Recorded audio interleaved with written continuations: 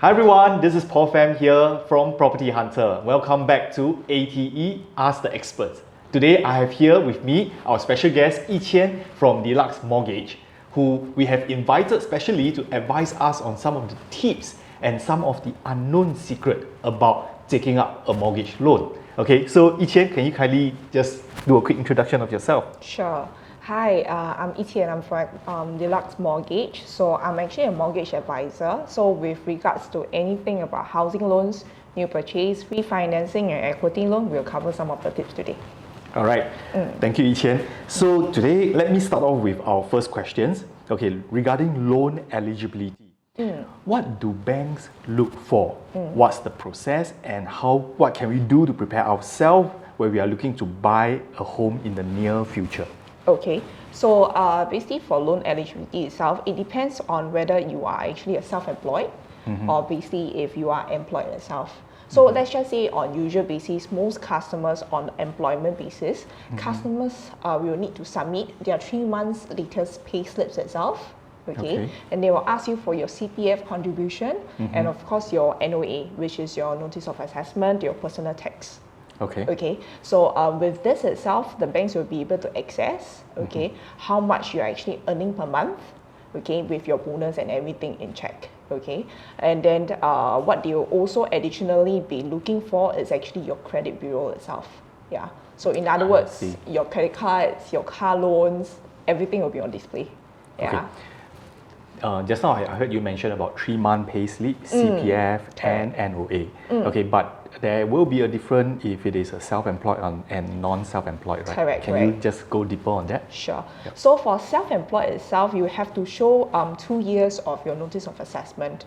Okay, so for some customers who have just started their business itself, so do take note, to get a housing loan itself, you have to prepare beforehand.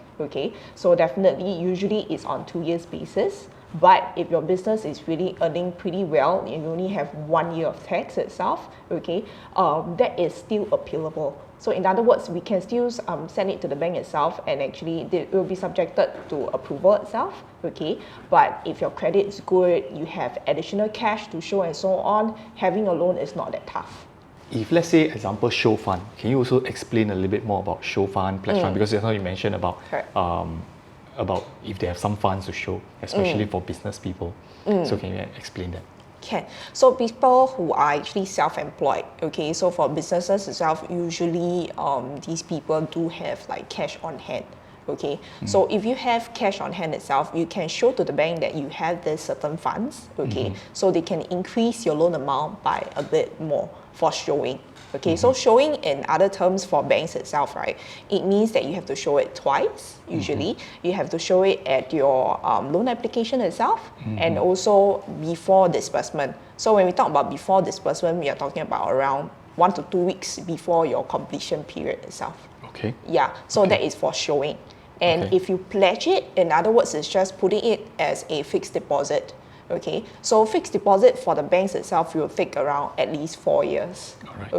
But for you to take note, it's just that, let's just say if you take up a loan package that is maybe 2 years lock-in or maybe a year lock-in itself. So after 2 years or after that 1 year itself, you can refinance to another bank. So technically you're not locked for 4 years. So you can take out money back then. Correct. So just 1 or 2 years, that's interesting. you can refinance. Most people assume that it has to be locked in for 4 years with the bank. Correct. You don't have to. Yeah.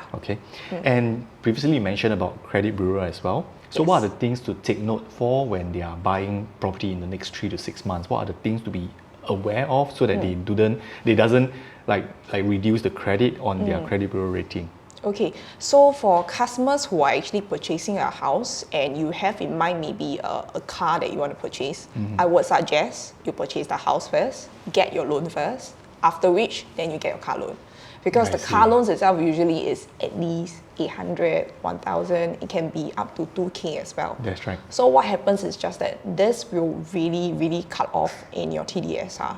So in other words, it could be maybe with your current income, you can probably borrow up to 800, 900K, but with a 1.5K car loan, that will probably cut your loan back to 500 or 600K. So the difference is rather huge at 200 to 300K most of the time. Yeah. Agree. So Okay. if that's the case, I mean, sometimes your car don't even cost 200, 300K in the first place. Yeah. So True. if that's the case, I mean, just store it for a while longer, purchase it later. Okay. Yeah, because no matter what, even if you go to not regular banks like not DBS, UOB, OCBC, if you are doing a Hong Leong finance, it's going to appear in a credit bureau, it's going to affect you no matter what. So myself, give it some time first, buy it later. Got it. Yeah. Got it. Next question. Yes. What is loan to value LTV? Can you explain to us why do some people don't get the full LTV? What can they do to improve their LTV? Anything that they can do about it? Okay, so improvising on LTV is a bit tough. So as mentioned, it really happens when you make the purchase itself. So if you have an existing housing loan, okay, no matter what, you'll never get 75%. It's a MAS regulation itself. That's right. So it will decrease by a lot. Okay, obviously if you do extended loan tenure. Okay, so what I mean by extended loan tenure is the regular loan tenure is actually up to the age of 65. That's right. When you make purchase. But there are customers who are purchasing at a higher age. So maybe they are at 60. Yep. Okay, so if that's the case, in other words, their loan tenure is only at 5 years. Yeah, so if they take up a 1 million loan, the monthly installments is going to be ridiculous lah. And then the TDSR may not even be able to Yeah, it's a support bit at the scary time. lah. That's Okay, right. so usually what they do is they will extend the loan tenure by 10 more years. So that means it can go up to the age of 15 75. years. Yeah, so Yeah, in total it will be 15 15 years. That's right. So it's much better as compared to 5 years. Definitely. Okay, so TDSR probably can pass. Okay, and then of course your monthly installments is going to be much easier on you. Okay, but what happens is we will not be able to get 75%. Yeah, so there is a drop in the LTV itself. And how much would that be? That will be 55%. Alright. Okay, there's a drop of 20%. And your cash input, so there is a minimum cash when you make a purchase itself, which is at 5%. Okay, but if you do extended loan tenure, it will be 10% instead. Got it. So I think that's a very good point to note, because a lot of time we have investors who are, as their wealth, as they grow older, they have more money. So at the same time, that's where the time where you want to invest. So with that limited loan tenure, a lot of people are stuck and say that no, I can't buy property anymore because of the limited loan tenure. I think what Qian has just shared about extended loan tenure by reducing your LTV to 55% and increasing your cash minimum cash payment of 5% to 10%, you can actually loan up to 75 of age. Correct. Okay, that's a very good point. Okay, next question. What is TDSR and how does TDSR impact your ability to get a bank loan? Okay, so TDSR is more of like a bank's term, okay, in long form is actually total debt servicing ratio, okay, so previously it's actually at 60%, so recently it has already been dropped to 55%. That's So what this actually means for customers is just that it'll be a bit tough for you to calculate yourself, okay, it's just that your total debts, you're talking about anything, your credit card, your personal loan, your study loan, and any of your housing loan, equity loan as well. Renovation loan? Renovation loan as well. So any of the loans, even if you are a guarantor of certain loans as well, so this will be included inside this TDSR itself. Okay, so which means your existing new purchase housing loan plus all of your debts must be at 55% of your monthly income. Okay. That's gross monthly income. Correct, gross monthly income. So when we talk about gross monthly income, we are not even talking about just the basic before CPF deduction. We are also talking about any bonuses that you have received. Okay, but of course there's a cut towards the bonuses itself lah. So it's not recognized as maybe if your bonus is averagely around 2,000 a month. Okay, it will not be recognized as 2,000. There's actually a further 30% haircut, usually by banks. But Because not of all the banks. variable income component. Correct. I Yeah, see. but not all banks are considered as a 30% haircut.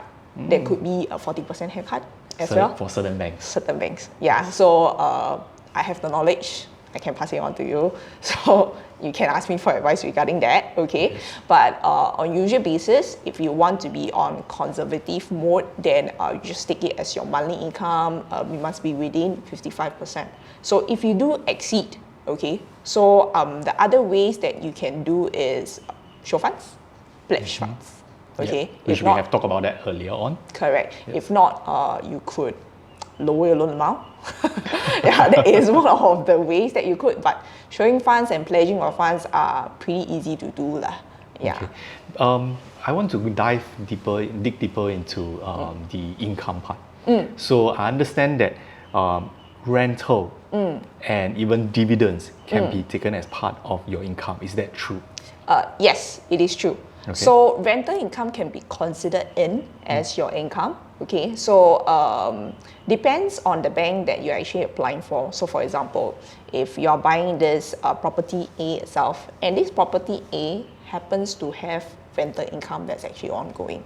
Okay, so certain banks can consider this new purchase with that rental income as part of your future income, and you can put it into the TDSR as well. So in other words, that purchase can increase your income. Wow. So must the property, when during purchase time, must it be tenanted? It must be tenanted, but see. it must exceed more than 4 months, even should be even after completion, but it's subjected to bank's approval, and Got not it. all banks can do it. Got it. Okay, so certain banks can do it subjected to appeal, I not 100%. That is actually a very great tips. That means that to sum that up, to repeat that again, basically if you purchase a property with an existing rental, okay, and the rental upon sales completion of the purchase still have at least 4 months or more of running tenancy, 6 months, 6 months of running tenancy, you can actually use that rental income as part of your income, of course, with a 30% or 40% variable income haircut. Yes. From there, you can actually take that as part of your gross income to be calculated for your TDSR. Correct. That's a very good tips on that. So that is one of the ways that you can increase on your income itself. So the other way that you could is, like you mentioned, dividends. Okay. So the banks do take in shares as well. Okay. So if you have any shares that's just listed under Singapore, so it must be SGX. So if you have anything that is in Hong Kong, very tough to be considered in. Okay. If you have something US, let's just say if you have Apple shares, a huge amount of Apple shares itself, it'll be subjected to appeal. So not all banks can do it. So if you are buying major big shares, they are pretty stable. So the chances of you using that, right, to actually increase your loan amount is pretty high. Okay, but if you are talking about Hong Kong and you're talking about some other companies that is not extremely well known, then possibility is going to drop. Pretty much, yeah. Got it. Got it. What should I do if I exceed 55% TDSR? What can I do about it? So as mentioned previously, right, showing funds and pledging funds should be an option for you. Okay, so pledging funds, like I mentioned, is just fixed deposit. So you just have to put a fixed deposit, and of course it must be in Singapore, not overseas. Yeah. So with the if banks that you're taking up the mortgage loan with. Correct. Okay. So that let's just say if you are doing show funds, some banks do accept foreign funds itself.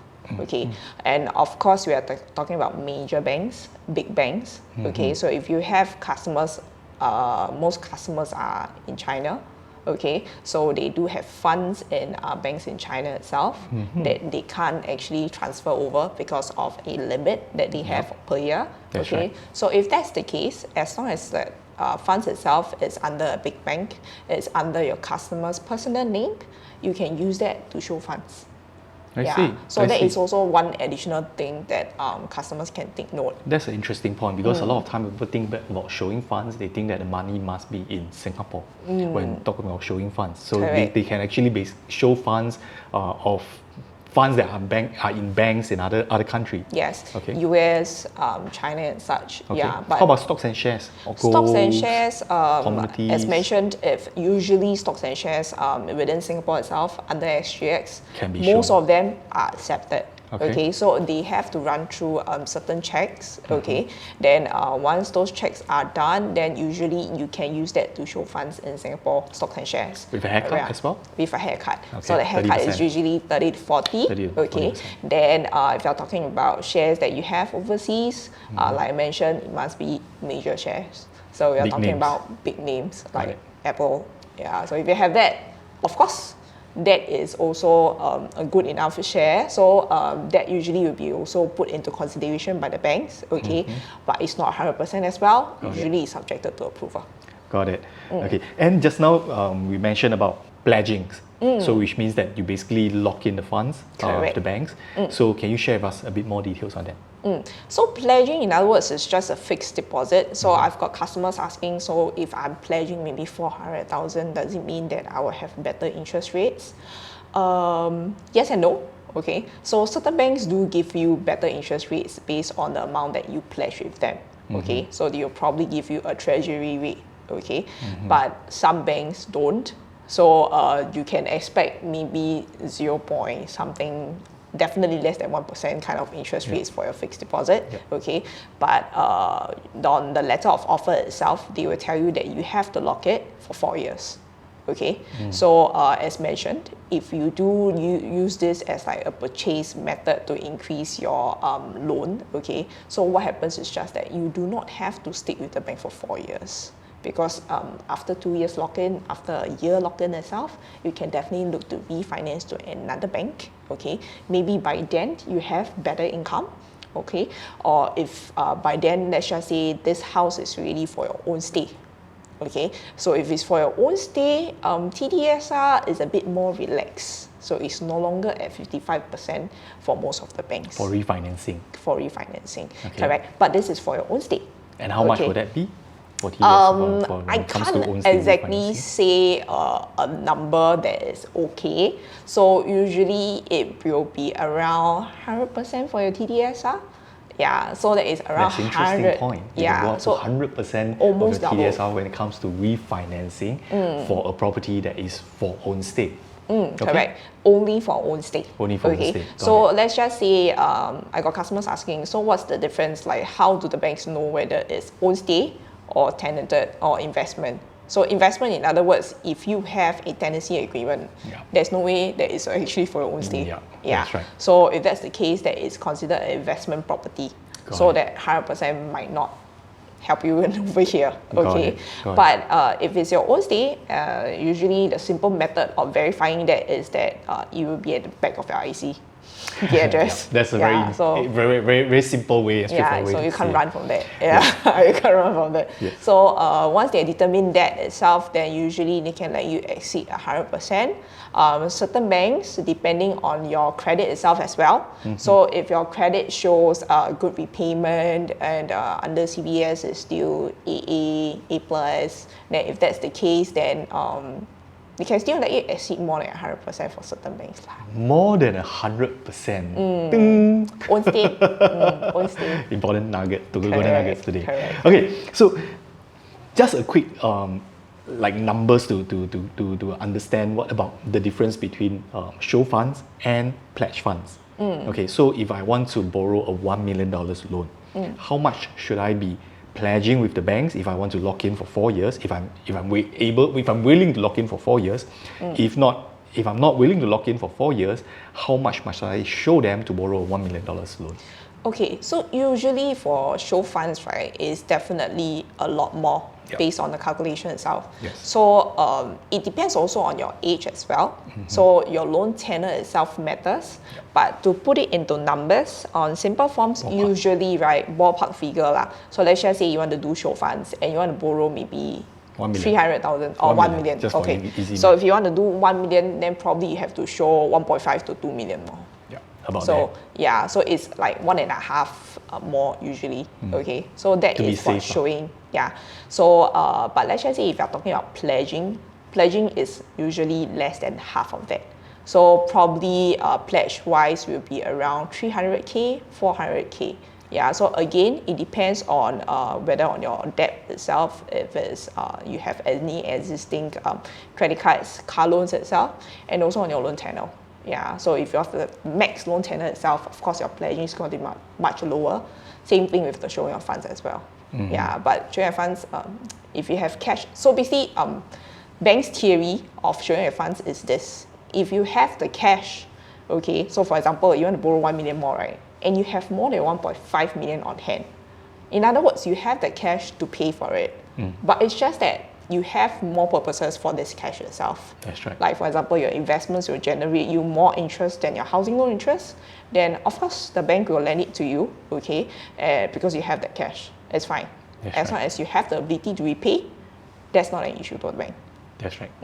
Yeah. So whenever whenever we talk about this topic to any investors, talking about show fund or pledge fund, it may sound like a very big amount, especially like when we talk about $1 million loan and to show $1.5 million cash, or to take a $1 million loan and show and lock in another $400,000. It may seem like a very big amount, but most of the time, you know, when we work in a loan amount, and usually you have your TDSR to support, and there's just a little shortfall to max up the 75% loan. So that shortfall could maybe just be 200,000. So that 200,000, when it works out to be show funds or pledge fund, they are just a matter of like 50,000 as a fixed deposit most of the time. Correct. So this is some of the things that you need to dive deeper to really understand how much to show and how much to pledge. And this is where you can easily reach out to us to understand more about that. Okay, so next question is equity term loan. What is it? What is equity term loan, and how can it benefit an investor? Okay, so equity loan throughout the years have many different names. So I've got customers asking me, gear up, top up, term loan. Okay, so in other words, is simplify it, it's just getting cash out of a property. So in other words, for example, if you have an existing mortgage that you've been paying for years, okay, and then you have, it's actually a private property, then you want to cash out some funds from there for your own investment use and so on, you can do that, okay. So what you have to do is just sign up for equity loan. So equity loan is remortgaging your house for more cash. So it is no longer a housing loan anymore. Okay, so but some things for but the it's still customers. tagged to the mortgage itself, like, at the Correct. same interest rate, at the same Yes. loan tenure, Same loan tenor as your housing loan, same interest rate as your housing loan. and same TDSR calculations together Correct. with your loan. Just that it Yes. has a different name. It doesn't call it mortgage loan. It call it equity term loan tagged to that particular mortgage loan. Correct, that's right. Yes. Yeah, so for equity loan itself, most customers do take it for investments, their own businesses and such, because the interest rates is still extremely low. I mean, even if you talk about nowadays, fixed rates at the most expensive one is around 2.6, 2.5. Okay, so honestly, it is still much lower as compared to personal loans that you take up. Definitely. Yeah, because personal loans that you have to understand, it gets rolled over really high, so it's very similar to your credit card loan itself. Their effective interest rate is 16, 17, nowadays could be 18 or 19%. Yeah, That's so right. as compared to a 2.6% fixed rate, it's no need to compare. Yeah, and of Exactly. course, if you look at personal loan nowadays, there is a limit to how much that you can borrow because of new regulations in Singapore itself. Okay, so it is no longer the pastime whereby you can get maybe 100+K kind of personal loan in cash anymore without any equity in hand. Yeah, so older people like to call it guarantor loan. Yeah, so it's basically you are putting your house in for more cash, okay? And the main difference between that and housing loan is just that you no longer can use your CPF to repay, you can use cash only. Yeah, Got so it. only cash payments. Got it. That's a very good point to note. For equity term loan, you're not able to use your CPF for repayment. That's one very important one. And before the show, actually, we were chit-chatting about this part, and I think it's a very important thing, tips to share for our audience. Is that, let's say, example, today I managed to find a property, say worth 1.2 million. Okay, and I managed to negotiate it down for $1 million. And we got it at $1 million. So assuming the LTV is 75%, Correct. that means that I can just put 250,000 down and take a 750,000 loan, and I'll be able to buy the property. Correct. Okay, so then when can I refinance it to do a equity term loan and draw out the extra cash out of it? Okay, so equity term loan, you can only do that a year after your purchase. Okay, so we're talking about completion period, 1 year after. I Okay, see. so of course in your package itself, any loan packages that you take, do take note to take a 1 year lock-in or no lock-in package. Yeah, so because if you do anything like a 2 years lock-in and stuff, what happens is Until the end. you won't be able to refinance. There is a penalty that involves, that's 1.5% usually. Of the loan amount. That is expensive. That's expensive. So you have to be sure. So you just have to make sure that it's within a 1 year lock-in or no lock-in at all. You can refinance to a new bank. At the same time, you can take up the term loan as well. Then this term loan itself will be based on 75% of your valuated amount, okay, at that point of time, minus off your outstanding housing loan, minus off your CPF use. So another tip for most customers is that try not to use your CPF to pay for your housing loan.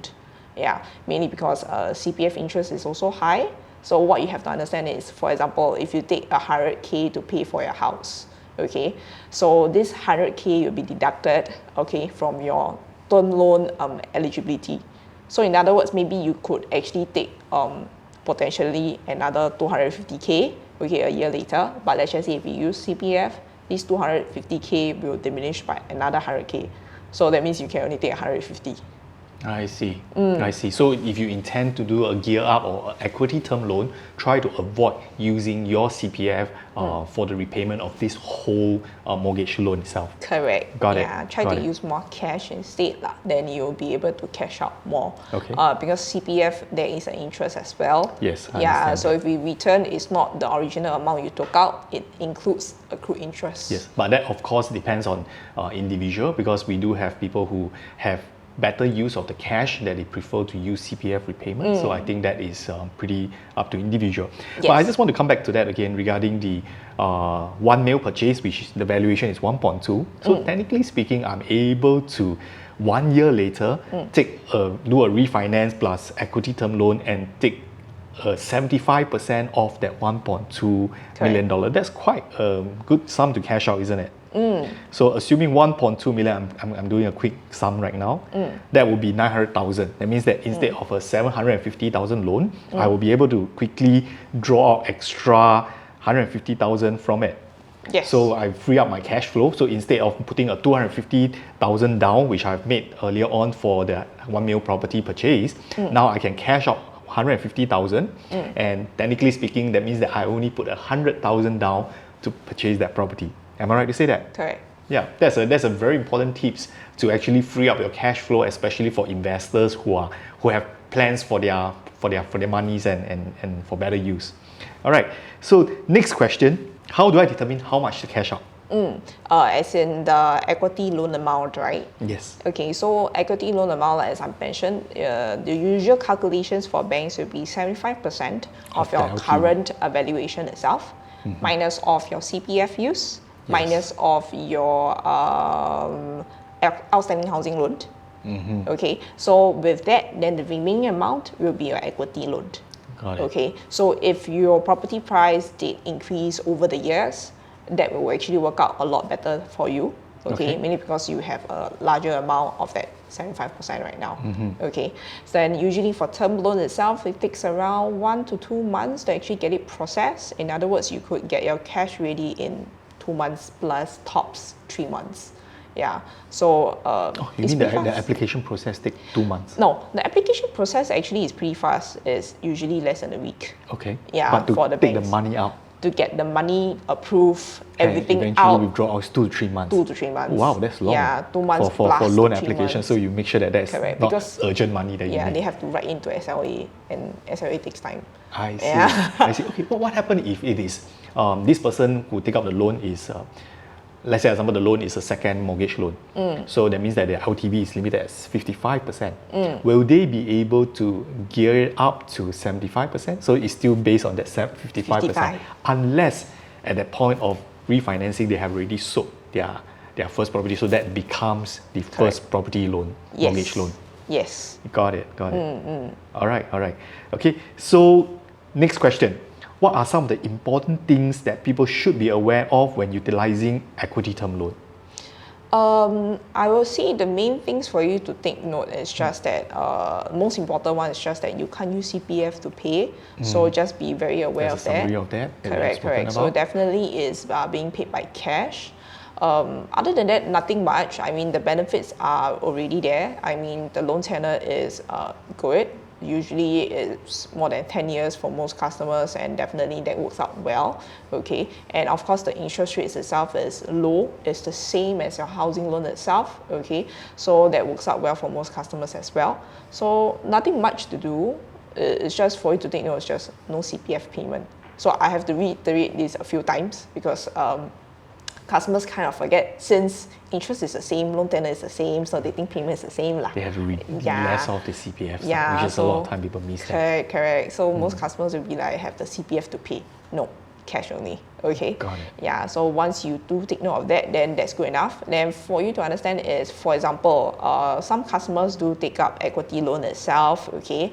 Equity loan is considered a debt obligation itself. So if you have plans to purchase another house, do take note this equity loan will be inside your TDSR for sure. Got it. Yeah. So that is also another thing to take note.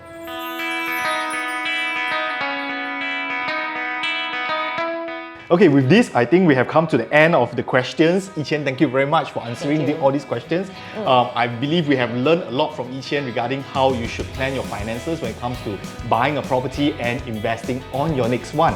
If you have learned something, do like and share our video, and also do subscribe to our channel. Stay tuned for our next episode on Ask the Expert. And thank you very much again, Qian. Thanks. Bye everyone. Bye. So usually, let's say in today's market, okay, for a 3-bedroom condo, how much would the renovation cost be? I would say it's easily 100,000, easily right now. Okay, these days. because okay, I would say